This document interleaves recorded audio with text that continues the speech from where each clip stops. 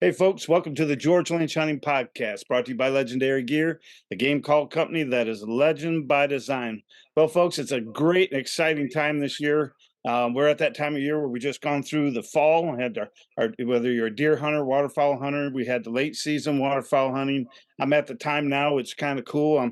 I'm conditioning pot calls and getting the presses out, making diaphragms, and plus tuning snow goose calls. It's an exciting time because it's like the God's promise of warmer weather coming, and the excitement, the gobbles in the morning. But the cool thing is hunters, and especially the waterfowl hunters. We're a tight knit group, and I've done stuff all over in the country, hunted all over this country, and made a lot of friendships and got to share a lot of the same passions. But through my next guest, it's very interesting.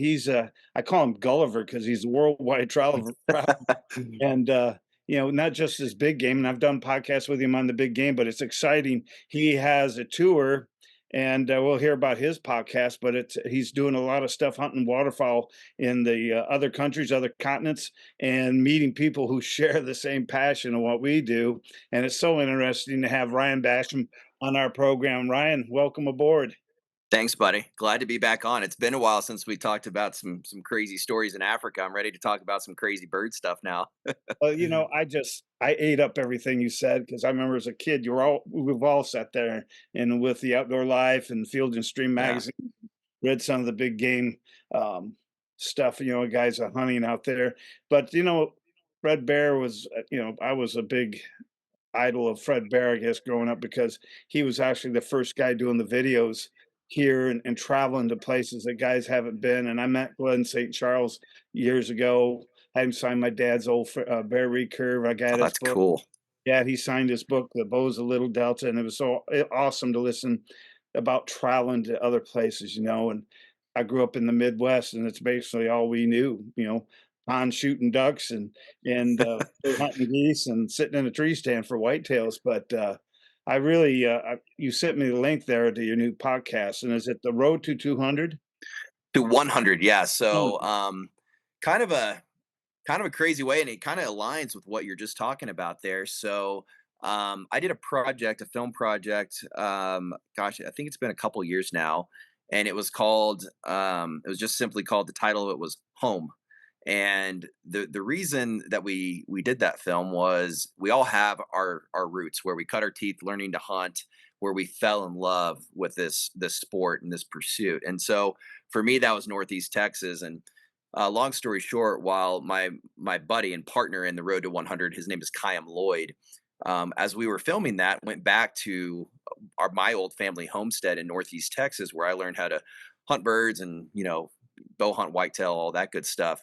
We were talking, if I could go anywhere, because I've been fortunate and very blessed to travel the world and hunt a lot of different things. But if I could go anywhere, where would I want to go? And I was like, here, I'd go back home.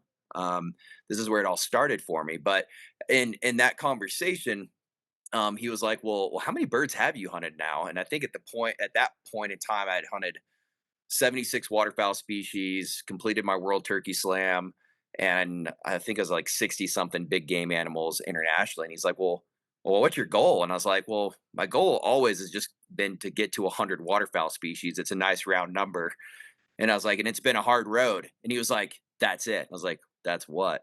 He's like, the road to 100. He's like, let's film you hunting the rest of the 100. And I was like, yes, I don't know. I was like, you know what would be better? I was like, how about you and I do it together as buddies and we document it from 0 to 100 and show everybody that full journey, all these amazing places, all these amazing species and people along the way.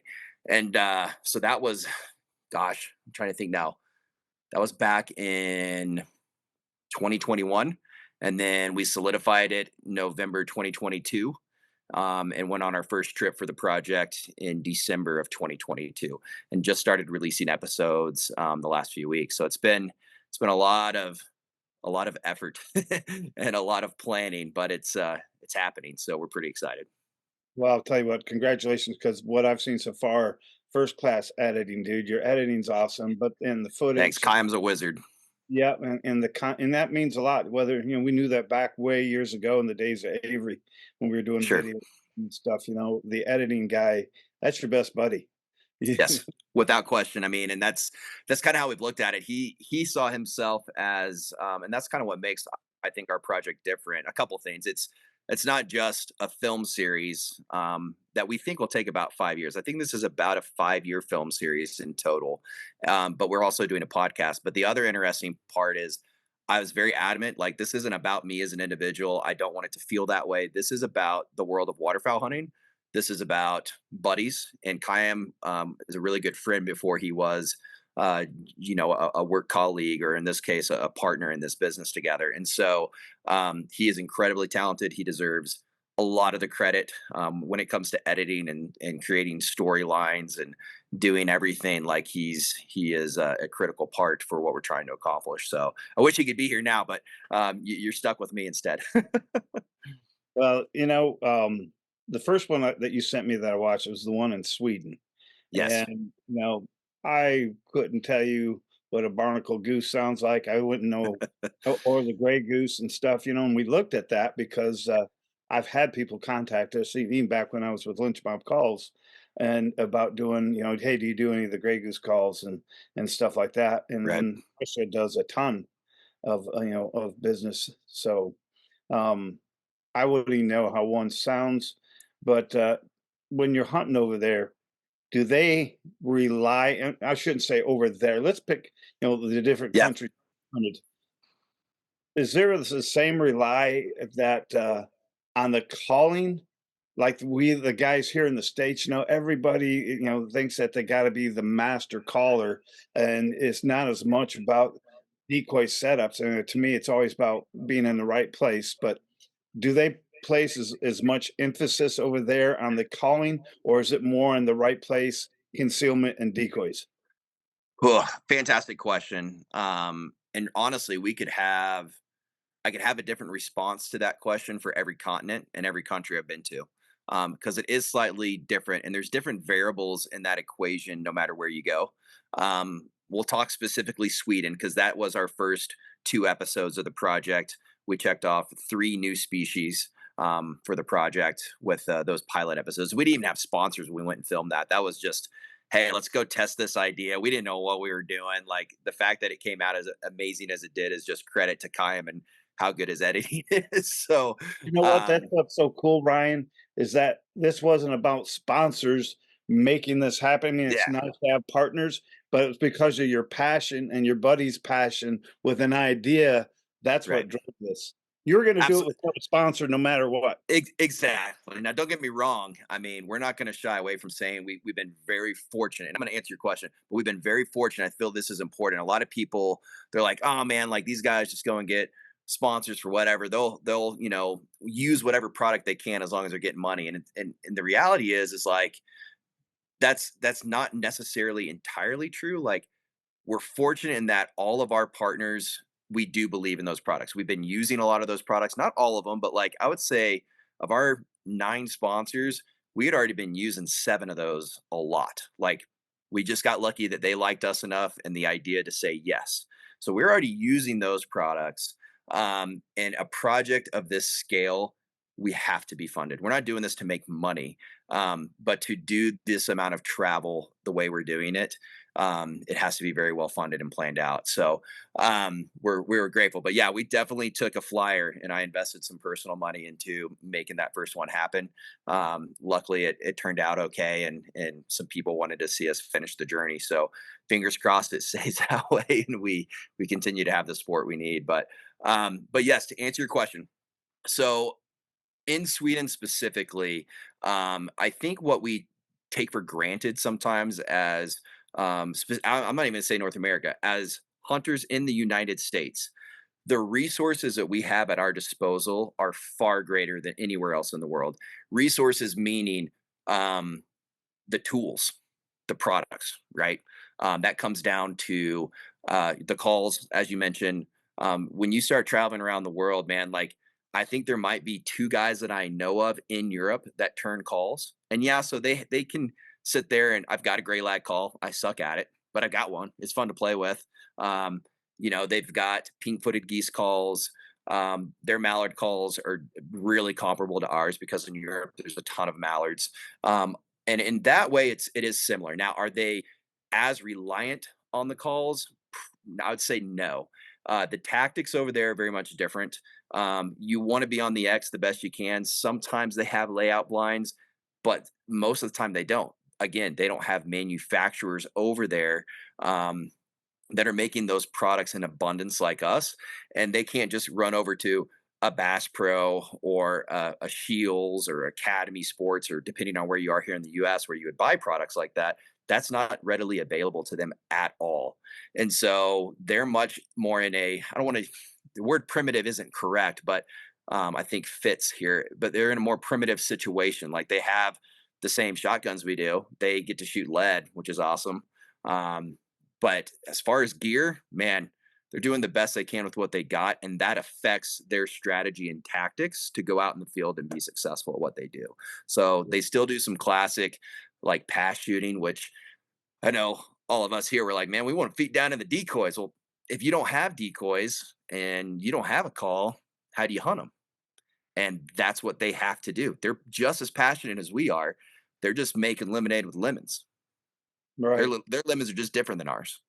Wow, great point, and how blessed we are here, and then we take it for granted and stuff. I can remember, oh man, that's terrible. I can't remember. I know you would know the writer Gary something, but it was years ago. He did one of the Whistling Wings for Mossy Oak. He did a clip of hunting past shooting geese in Texas, and Yep. actually, that was pretty cool because they were up on a hill, and the reservoir, the river where they were hunting was down below. So what they did, they went out with great big these post hole diggers, and then dug like a barrel, 55 gallon hole into the ground, and they just crawl down in that ground and then pass shoot as they come up.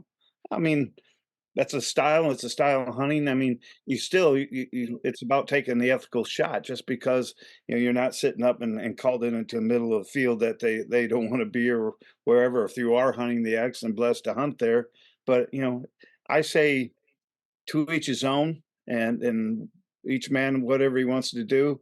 You still got to take the ethical shots. Absolutely. And I think you make a great point there. I think that a lot of times within the wider world of wing shooting, we hear about it being sporting.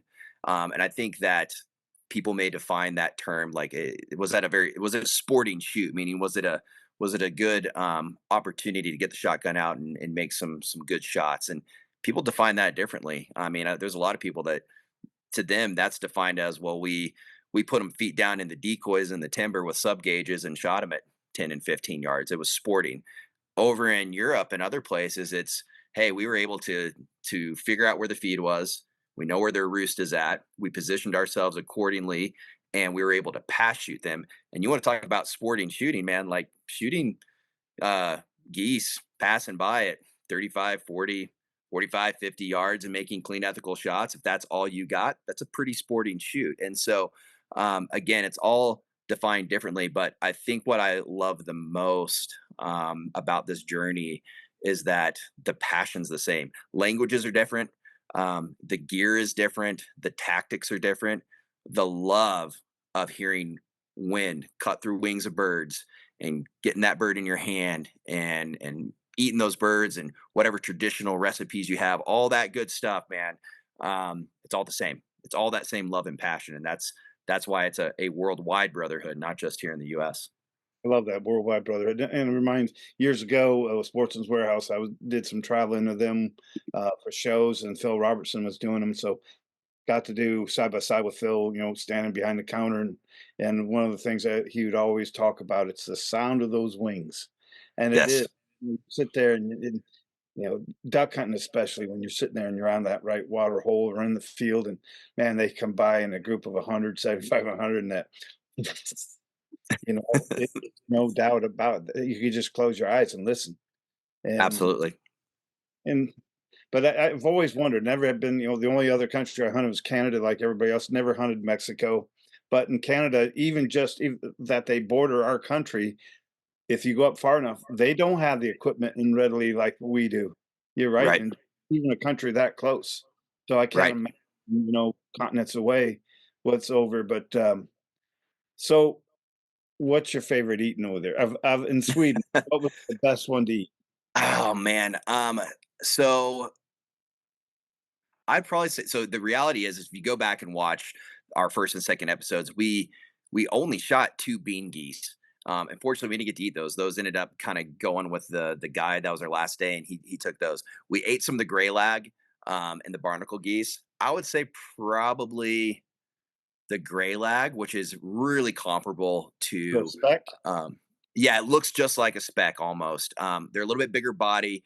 The distinction of the specks across the belly isn't as prominent as we have on our speckle belly. They don't do that yodeling call quite like a speck does. But if you were to just at a glance look at one, you would be like, "Oh, that's a speck," and then you look closer, it's like, "Oh no, that's not." And so if you go back and if you're listening, you want to see what they look like, what they sound like, etc.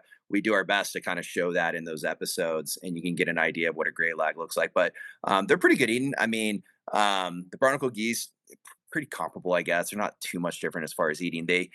They're coming in and eating ag fields same as they would here, and so the diet is such where they've got good feed. And all that's pretty much the same. I think that they probably work pretty comparable to what specs would do as well when you are trying to get them to decoy in. A lot of those birds we did decoy, but our hide was always a little bit different. Like the first morning on those barnacle geese, the ground was frozen and it was like abnormally cold.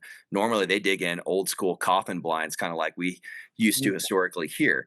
And then, products revolutionized and we ended up with layout blinds, different variations of that. Now everybody's hunting field edges and A-frames. Well, they don't have A-frames. You can rough hunt and build an A-frame and, be ingenuitive if you want. And we try to do a little bit of that, but it's a lot of pass shooting. And then in the one episode, we did hunt out of some layout blinds, but they were like those old power blinds that, gosh, Yeah. what company was this? Final Approach power blind? Is that what those were? The ones Well, that the they lid would had come straight down? the X-Lander. That's what, yeah. Okay, it's more comparable to those. But I man, we were fighting those the whole time. There's a funny clip of Logan Moe was there with us. He's the owner of Mallard Bay, and the wind was definitely against us. The wind was right, but it doesn't work with those blinds. It just keeps blowing it right back down on top of you because again, they're Oh, you're not talking well about the Power Hunter. manufactured. The The Power Hunter? Power Hunter layout blinds, Yeah, yeah, there and you so go. they're not manufactured at the same quality of what we have over here, and so it was just a battle the whole time. You try to flip that thing open to go up and get a shot, and it's immediately slamming you right back in the head. So again, they don't have the same resources, but we didn't get to dig in and hunt out of the ground like they normally would. Traditionally, it was a lot of pass shooting on field edges, and then the one day we were actually able to get in those old school power blinds. But yeah, man, it was different for sure. I think the coolest thing though, because every waterfowl hunter can relate to this, gas station food, man. At some point as a waterfowl hunter, you're before or after the hunt, you're going to the gas station. I think for a lot of guys my age and younger, you're going to slam a couple energy drinks and maybe grab a snack or two. So there, same thing, but they have venison hot dogs and they're Oh, so good. And it's not, obviously they don't have white-tailed deer, so it's like red stag and roe deer, which is really cool. And you buy them there at the gas stations. They have different types of them, they're like garlic or whatever. And so that was pretty cool. So we made our morning gas station stop for venison hot dogs before every isn't that hunt. amazing the difference in the society though? Because if you did that over here, like Stephen Ranelli always said in the past, he did a great thing talking about Mhm. man has lost his palate. His palate has Yes. changed over the years, which I thought was a great, interesting point. If you're a guy that you've been raised up on wild game, and it's just, to Mhm. me, always a respectful is a delicacy. But if you imagine here sitting, hey man, you want to visit some hot dog? Oh my gosh, you'd have women in there, It's crazy. yeah. Well, here's the wild thing. I will say, I think I need to go back and count. I know it's over. I've hunted in over 20 countries. The United States, and Canada are the only places that I have not been able to legally buy game meat over the counter. Every other country I've been in, across Africa, across Europe and Asia, in the South Pacific, you can go into a store, gas station, restaurant, whatever, and buy wild game meat for to eat. And so we are actually, I don't know why, but the United States and Canada specifically, we don't do it. And Uh, it's the rest of the world does. I can tell So you. mean, even I pretty much we try to a lot of guys, we process a lot of our own wild game and whatever we can do, but you know, if you have your deer done commercially, all your wrapping says not for sale, not for Right. sale. Look that clearly, and it's definitely a government. It's a good It is. thing. Hey, we're going to control this, and because you know why, you might try to sell it to other people and make money off it and stuff like that. It's a control thing, and it's It sad, but is. um, it's so cool. A gas station venison hot dog, man. Yeah, it was awesome. you know what? That's gonna stick in my head today. Wow, that's cool. It We was can cool. I think it's awesome to go to Arkansas so I can get catfish at the gas stations, and chicken Yeah. gizzards and chicken gizzards, but man, that's awesome. Yeah, So, no, it was really really cool. neat. You know what's listening to you because I'm quite a bit older than you, back when we hunted, I was one of the first guys that hunted field hunted geese in Michigan. And when we got our first early and late season, man, guys, waterfowl, you should hunt in the water and have decoys and stuff. So we were on a journey of having to find our own way, so to speak, and the stupid things and everything we did trying to learn how to hunt. We were finding our own path, and I remember hunting with Zink and a lot of those guys. We didn't have that stuff.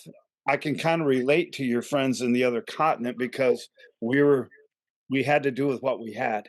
So we were more ingenuitive, I guess you said, and had to be more creative and making. And I remember we did some filming with Michigan Outdoors years ago up in the Thumb area of Michigan, and it was a great goose hunt. And we even killed an orange band on the show. But we were hunting a cucumber field. They called it a pickle field, Oh, a wow, that's cool. harvest pickle field. So I mean, you Can't say walk. I've done that. That's cool. Yeah, it was cool. And yeah, I didn't realize how much geese love cucumbers. And so you look at a harvest field and you had old vines and stuff like that. So, what we did is we dug coffins like we've done a lot. And like so when the ground isn't frozen, you always spread the dirt out because the farmer, you're going to close that back up. But we used remesh, cement remesh, uh, Mhm. used a re-rod to make the frame and actually used it to make a door so it would lay over your hole, and then we'd thatch all the cucumber vines. That's awesome. Dude, and we boom, I mean, they were there. But today you look at that, it's almost kind of sad. I don't want to say it's sad, but the young kids today, it's so easy to just order something online, and Mhm. of course, we lost our manufacturing taste here in this country, but, they'll go and, "Hey, we'll put an A-frame all the time up in a pit cornfield," and it works and it's stuff, but, they wonder why sometimes birds get tough to kill, Sure. and yet instead of going to the next level, sometimes not having everything might not always, it might be more You than one thing. you make an interesting point there, and I think that, I think we definitely educate birds, and I think that we see product cycle. So, like, I remember, gosh, I was a kid when layout blinds became more of a real thing and started being produced at mass, and they were highly effective. And now all of a sudden, the A-frame is highly effective, and maybe in certain areas in the country, up and down different pieces of the flyway, layouts maybe have gotten to be not as effective. Same thing with spinning wing decoys when they first came out. Oh man, it was a magnet, right? And so all these things, but then over time, we do educate birds, and then you have these next few generations of birds where guys start using some of these specific tools in their hunt, and then that generate those next generations come of birds that haven't seen stuff that we've forgotten about. It's like, oh, it's time to bring that back, try it Absolutely. I call it again. adaptation. They adapt. Yes, they What adapt. and the dumb ones, of course, they don't tell anybody. It's the smart ones. I Yep. told the story the other day that years ago I was in Southwest Iowa. We were doing a snow goose. I was guiding snow geese, and of course, everybody, you want to get into the juvies, and you get the adults when they first come, and after that, they're tough. And anyway, we were right in that cycle where we had adults leaving and juvies were coming, and we were in this big, huge uh, with container box blind that the guy was on they made a levee that was in between this large pond. this levee, and we had floaters and we had snow goose around there. But I'll never forget, I was guiding and I had looked up and I said, guys, we got these juvies coming in. Get ready, get ready. And I remember this juvenile blue goose. I mean, he was coming in. He was one of the first ones coming in. And so I'm looking straight up and getting ready. Let's watch these. These are going to do it. And I kid you not, Ryan, I watched this adult snow goose come in and hit that blue goose and drove it like it was Dick Buckus pushing it up. And I looked at that and, well, you can't believe that. That blue goose tried to come in again. And that's Really? like, oh, dude, up. And that, of course, we weren't filming back then as much, but you didn't always have a camera. It was just, I was guiding you. You had to get Mhm. geese. That's all you're worried about. But I looked up and here come that blue goose again. Twice that adult goose came in, drove that juvenile out, and then those geese left. And I looked at that. Really? Oh, yeah. And I said, That's cool. dude, I said, that right there was adaptation. I mean, they were teaching the next generation. Now that goose is going to remember, and if you don't think Mhm. they can problem solve, I Oh, yeah. actually one time in a Wendy's drive-through in Michigan, I was waiting to pull up in line. I looked over and here was a bag, a white Wendy bag, sitting on the ground, and here was this big adult crow sticking his head, looking in this bag. I kid you not, this crow. You talk about problem solving. The crow walks around to the back of the bag, bites and picks up the bag, lifts it up, and shakes the French fries out of the bag and then walks over and continues. I mean, so yeah, they can problem solve. They learn. Absolutely. More than we give them credit. Absolutely. Yeah, no, I totally agree, and I think, it's interesting how they can adapt around the world, to things that change, so So let me, and I think I know the answer to this. Um, And when it comes to guns and over there, do you still see is it a 12 gauge, a 10 gauge? Do they have 3.5 12s? I mean, here, everybody now, hey, I'm hunting with a 20 gauge, or I'm hunting with a 410. Well, you are because you're shooting ammo that's 50, $60 for 10. That's wicked, exactly. great stuff. But there's no way when I was a kid could I afford that, you know? So I think Yeah. So I would say when you look at it from a worldwide perspective, most of the worldwide shooting community is still shooting 12 gauge ammunition because that has been the largest produced, shells worldwide. And so it's more readily available. I still would say that the majority of the world is still shooting lead. Now there's different places in Europe now, where they're definitely going to start switching over to regulations that would be, non-toxic. non-toxic. But yeah, 2, 3, 2 and 3/4 and 3 inch lead is pretty much standard everywhere. And so much so, like I love shooting sub gauges too. They're fun. I get it. Um, I still like shooting 12 gauge just as much. But when I travel and travel with my own shotgun, I always just bring a 12 gauge because if I were to bring a 20 or 28, the likelihood of them having ammo for me is probably not going to be very high. Now, that's not to say that in places like Mexico and Argentina, do they have 20 gauge? Yes, they do. You start going to some more of these obscure countries we've been to, man, they're probably not going to have it. They're going to have 12 gauge. They're probably gonna look at you and say, "Hey, buddy, when you grow up, we'll have a 12 gauge for you when you get here." Exactly. Be a That's real man all. and shoot a 12 gauge is their mentality. And I get it. That's all they got. So So, and the next thing too, what about do they have a Department of Natural Resources? Do they have a conservation officers? Do they have a law enforcement that is as oof. strict in watching you, as much? I mean, I've noticed in yours, it was all, you guys made sure that you had all your paperwork and your gun permits, which is Mhm. all important. We all know that because, you're not gonna go to another country and try to sneak gun, the worst thing you can do, but are they as strict as, saying the officers who are watching your fields? I mean, like I said, I used to guide years. They used to sit at the roads and hide with Mhm. binoculars, watch what everybody. So we knew that it was pretty, Sure. a tight. Yeah, so this we should spend some time on this topic and not just speak to it specifically about Sweden Sure. and Europe because this is a really intriguing conversation in my opinion. So, specific to Sweden and a lot of the Western European countries that I've been to and hunted, yes, it's we never saw Mr. Green Jeans in the field, so to speak. But I think that if you were to be caught hunting out of regulation there, the penalty is much greater than it would be in other places. So you dot your I's and cross your T's, you better believe it. Now, it's more complicated there. Like a lot of the countries I've hunted there, you have to, like, the outfitter, the guide he has to be licensed, of course, which is not the case everywhere else in the world. But beyond that, like, he can have hunting permits for, like, if there's a highway and the east side of the highway, he may have a hunting permit for all those properties on the east side of the highway, but he may not for the west side of that piece of highway.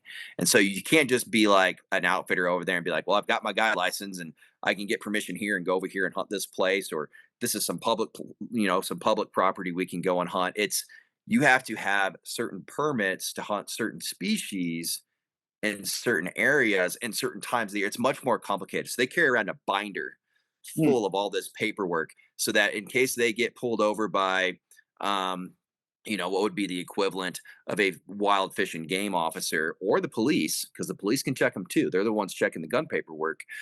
You have to have all that dialed in as a hunter. You have to have on your person physically the all the paperwork for the firearm that you have, and nobody else can have that firearm in their possession. And so yes, it's much more heavily scrutinized, especially in Europe. Whereas, go to Argentina and Mexico, and obviously we have the opposite, right? And so yeah, there's permits, yeah, there's paperwork. Is it as heavily enforced? Absolutely not. Nothing that a $20 bill can't fix in most cases. I'm not saying that that's what you should do. I'm just saying Well, that's how that's it just the works there. truth. That's the facts. That's how it works there. Would you say it's because more of the tourism, Argentina and Mexico? I mean, that's more known for the tourism. I can't imagine there's a ton of people who want to go to Eastern Europe or Sweden as they do Argentina and Sure, I think it's cultural. There's certain cultures that um, appreciate or hold the law in a higher standard than others. Okay, and that's not a knock at anybody. That's just how it is. I lived in South America for 2 years. The law just doesn't get um, applied and is not upheld like it is in other places. Whereas when you look at most of the European countries, a lot of those places, I mean, they've been populated for a long time. If you look at the history of kings and queens and monarchies and how important it was to uphold justice and what the scrutiny and what the reprimand was for breaking the law for the last several centuries there, it's a different mentality of abiding the law versus some of these other places that are maybe less developed, not as heavily populated, and don't have that history going back centuries of obeying the law. And so that's my look on it.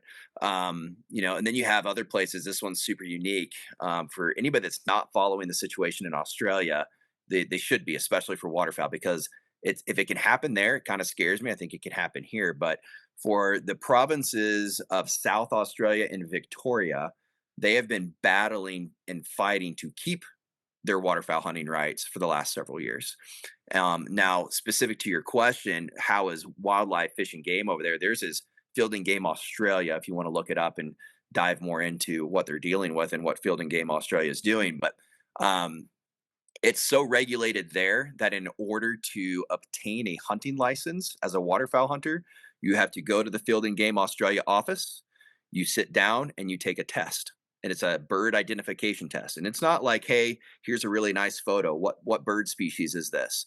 It's like some dude went out in a marsh with a crappy camcorder and just started filming birds flying around the marsh. And you're taking a test and it says he's multiple choice and it's got like four different answers of different bird species. You have to identify through this crappy camcorder footage what species of bird is flying there and then say whether or not it's a legal or illegal species to hunt. And then if you don't, I can't remember the minimum score, but if you don't reach the minimum score, you don't get your hunting license, you do not go hunting. And yeah, so it's very heavily scrutinized, probably more than anywhere else in the world. yeah, that's So scary. it's That's it's scary. it's a huge scale of differences. And then you know you you get into these cultures, South Africa, Argentina, Mexico. The rules are bent often. That's just their culture. Well, I'll tell you what, folks, the people listen, it's Field and Game Australia. I'm going to be checking this out. that is very concerning to me, and because and I don't want to get into the politics, but back Mhm. in when COVID started and all this stuff, the scrutinizing and the bullying, and a big father, big brother, taking control. And what a way to set up! And I can see the far left. It's just not a country; it's a global thing of It these is. liberal quacks who, of controlling. Well, And and it all starts with, I mean, look at if you look at Australia and Europe, it all starts with gun control. Even look at what's going on in Canada the last couple years and what they've tried to do. It starts with gun control. It starts with making it more difficult to obtain guns, the type of guns you can use, availability of ammunition, and then that's step one. And this is just like historical data. You can go and match it up. The game plan is the same, and they're just further along in Europe and Australia than what we've seen here in our own under our own 2 feet, right? And so we're seeing Canada and the US start to really try to regulate gun control. Well, what's next steps? Well, okay, now we've got that under control, is what they're saying. How do we now start to regulate and control and make it even more difficult for them to go and hunt now? Because then we can eliminate even more of the guns. And so that is the process. Like, I remember the first time I flew into Melbourne, Australia to go duck hunting. And the biggest shock and awe was there's billboards, like anti duck hunting billboards on the major freeways. They have a right there as anti-hunters to dress in full white with these massive orange flags, and they can go stand out in your decoy spread for as long as they want, and you can't do a thing about it. You can't no call it hunter harassment whatsoever. zero, That's scary, zero folks. protection. Yeah. It all And depends so, It all depends on that's why it's so important in each state to know the politicians, his backgrounds, his ties, his relationships, because it can all change in a minute, one administration. We're yeah, one person away from being that. And I'll tell you what, man, if there's anything I got out of this podcast, that was very educating, Ryan. And I'm telling you what, the listeners, people should adhere to that. Take a good bite of it, chew on it, and, mhm. and digest it, because it's not long. It will show up here. The ripple effect is real. If we and you make a good point. If we can stay in front of it, stay cognizant of it, we can keep it at bay and hopefully eliminate it for a long time to come. But I think when we get complacent and think that it can't happen here, that is a big, big mistake. From all the work that I do with Safari Club International and my understandings of what they're doing from a legislative point of view here in the U.S., as well as what they're doing for hunters' rights and firearm protection in other countries, even do not think that this can't happen here. Like, it can and it will if we're not careful. Wow.